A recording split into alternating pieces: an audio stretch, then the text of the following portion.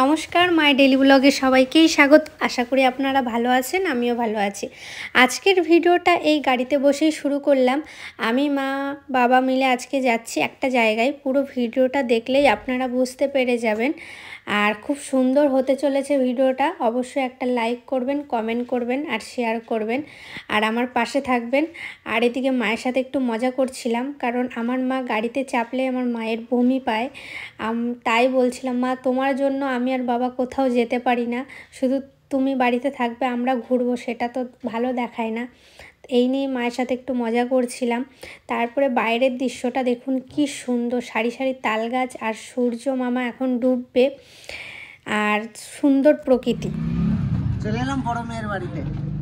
তো নাতিটার জন্মদিন ছিল, এতটাই ব্যস্ত ছিলাম আসতে পারিনি। আর আমাদের রিয়ার পরীক্ষা ছিল, তাই ভাবলাম গিফটটা কিনে রেখেছিলাম অনেকদিন আগে, কিন্তু আসতে পারিনি বলে দেওয়া হয়নি। সে গিফট দিতে এসছি নাতির। চলুন।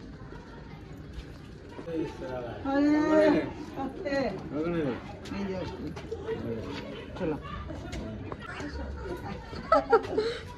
চলাইছি আমরা। এত সকাল সকাল আসিস ঘুরে ধরে? হ্যাঁ, এটা কোনো টাইম হলো বেড়াতে আসা? এইটাই ফুটাত। আসো উপরে যাইবো, ভালো আছো? আসো না। এটা কি হচ্ছে? ই মা, এটা কোনো কথা বলো?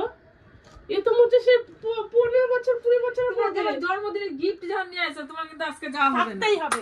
এইটা ভালো আছে? হ্যাঁ, আজকে যাওয়া হবে না। জন্মদিনে গিফট আনি নাই। না, জন্মদিনে শোনো, আমি কথা বলি। এটা কথা বলি, এই দুজনের এনগেজমেন্ট না কি কয়, তাই তো একটা সোনা দিয়ে হোক, একটা মানে আশীর্বাদ তো করে দিতে হয় না। এই হচ্ছে পাত্রী, আর এই হচ্ছে আমাদের পাত্র। তাই তোমার হাতে আমি তুলে দিলাম আমার মৌকে, তার জন্য আমি খুশি হয়ে এই আংটিটা তোমাকে উপহার দিলাম।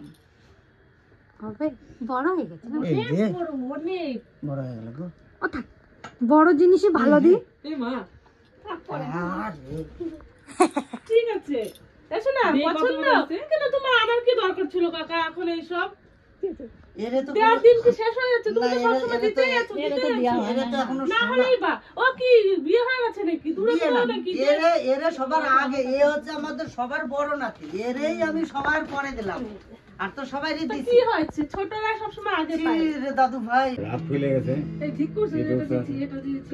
একটা তার ছিঁড়ে দিছে তাই।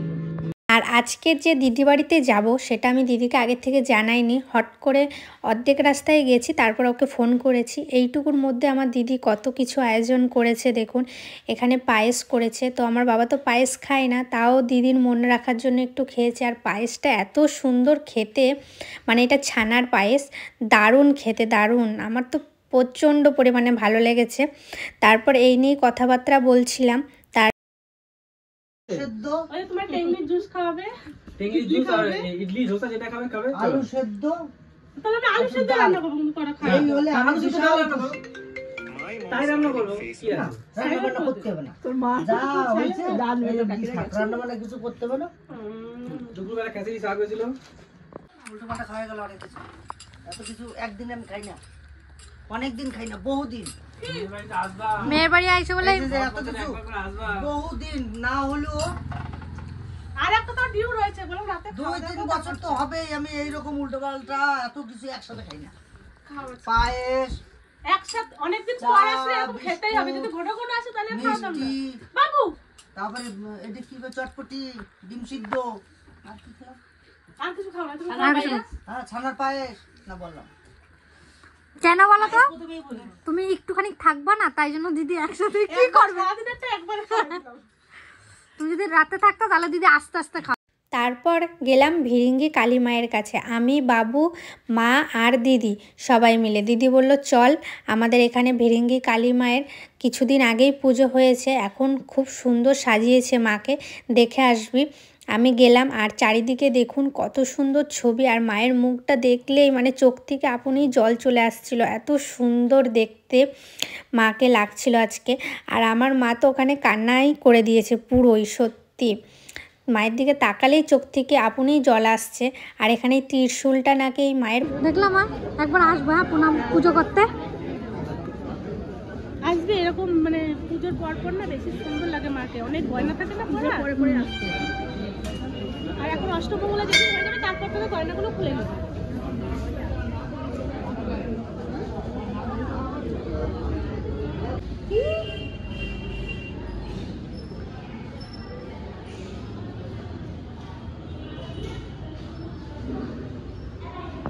আমার ওইদিকে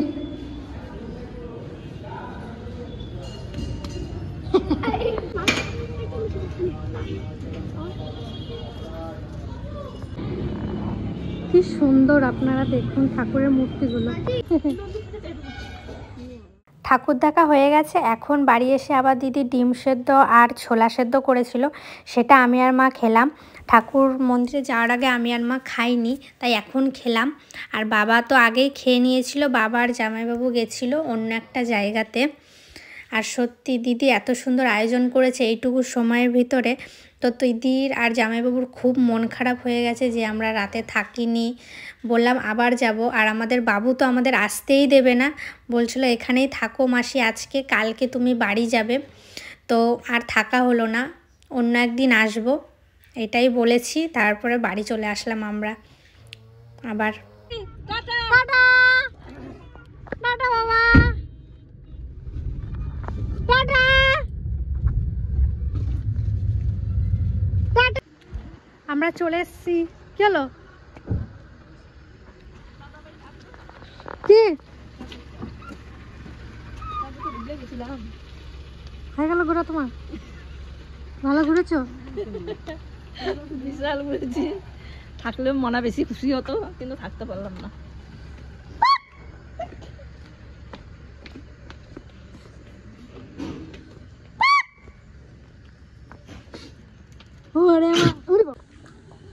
ভালো ঘুরেছো? চলে এলাম। ওফ, কাল থেকে একভাবে জার্নি চলছে। একটা কাজ হলো যে মেয়ের বাড়িতে যেতে পারছিলাম না, আজকে সারাদিনটা বাড়িতে আছি বলে ঘুরে চলে এলাম। আমরা এখান থেকে 3টের সময় বেরিয়েছি, এখন এই 7টা-8টার সময় বাড়িতে চলে এলাম। বাস ওইদিকেও সামলালাম, এদিকেও সব ঠিক থাকলো, কালকে আবার সকাল সকাল বেরিয়ে যাবো। বাস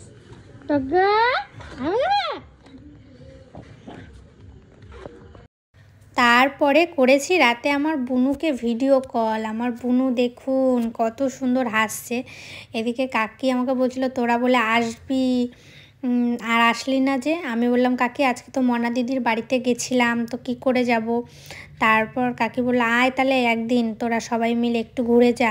আর আমার বুনি তো আমাকে দেখে হাসি শুরু করেছে। আমার কাকি বলছে দেখ কত হাসছে তোকে দেখে।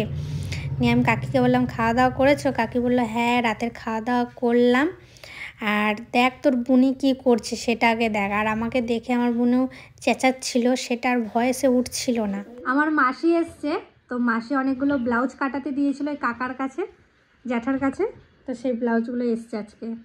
এই একটা ব্লাউজ, অনেকগুলো ব্লাউজ, আপনাদের একটু দেখায়। এই যে একটা, দেখা খুব সুন্দর ব্লাউজের কালারগুলো, এটাও ভালো। পেছনটা, হ্যাঁ পেছনটা দেখা, এটাও ভালো লাগছে। এই যে একটা, আর এই যে একটা, এটাও ভালো লাগছে। এই যে একটা। মাসির মোটমাট কটা? 8টা ব্লাউজ। খুব সুন্দর হয়েছে ব্লাউজগুলো না মা? দারুণ লাগছে। তোমাকে করে দিচ্ছে, তোমার কপাল ভালো। এরকম কাউকে করে দেয়।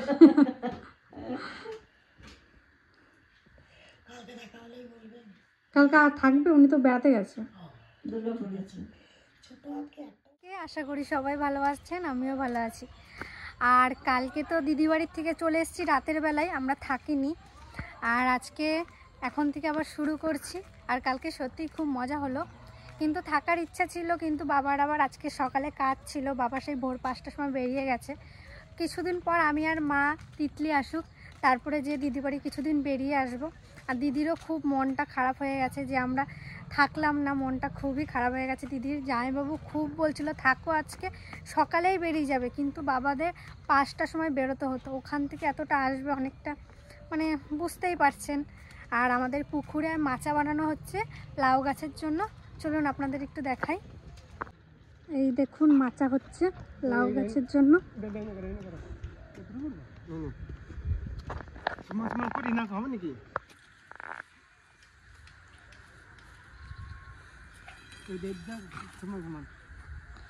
এই যে লাউ গাছটার জন্য মাচা তৈরি করা হচ্ছে।